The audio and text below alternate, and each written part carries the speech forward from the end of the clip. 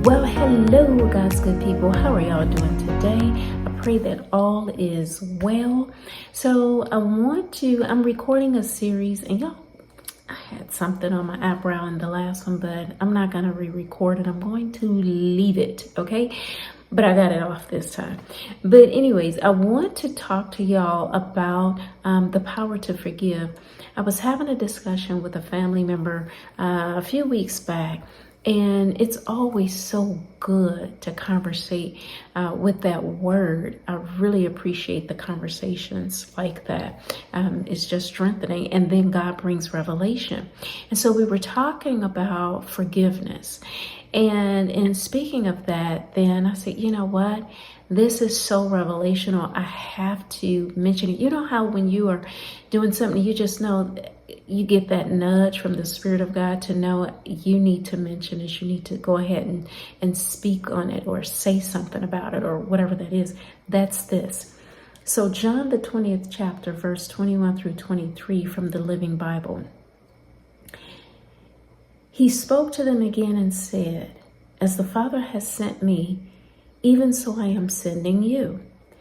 Then he breathed on them. Now, you know this is Jesus speaking. Then he breathed on them and told them, "Receive the Holy Spirit." And then verse 23, here's what's so powerful. "If you forgive anyone's sins, they are forgiven. If you refuse to forgive them, they are unforgiven." What does that say? By the power of the Holy Spirit invested in you through Jesus, you have the power through the Holy Spirit to forgive. And you also can hold on and not forgive. Verse 23 says, if you forgive anyone's sins, they are forgiven.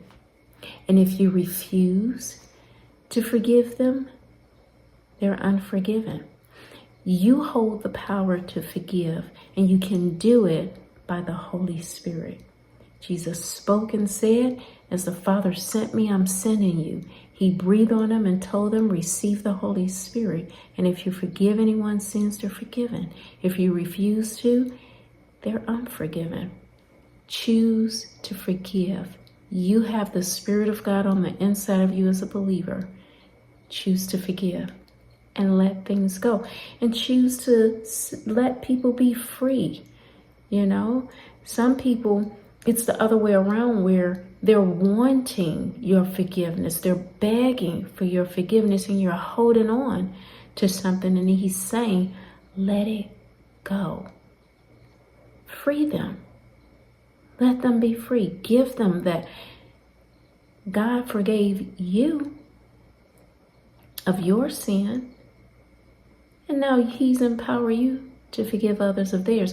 And if you don't feel you have the strength to do it, something that I've prayed when I've been, when I've felt in the past violated or hurt, something that I've said is, Lord, help me to forgive them. Help me to let that go. Somebody says something and they don't realize they said it in a way that it kind of strikes a little hard, and it may hurt or something. And they may not even realize it. And it could be a loved one, and they don't know. Ask God to help you let it go. We don't want to nurse a grudge, and then it gives birth to a full-born, sin baby, and now you are walking in sin and unforgiveness and the unfruitful works of darkness. And now your faith is hindered, and what you're believing God for is hindered, because faith works by love. So let's let it go. You've been empowered to forgive. Forgive.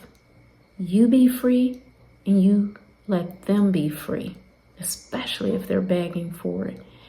And, let God deal with them on what they do and their actions. But God's dealing with you on yours. Be blessed. All right. Bye.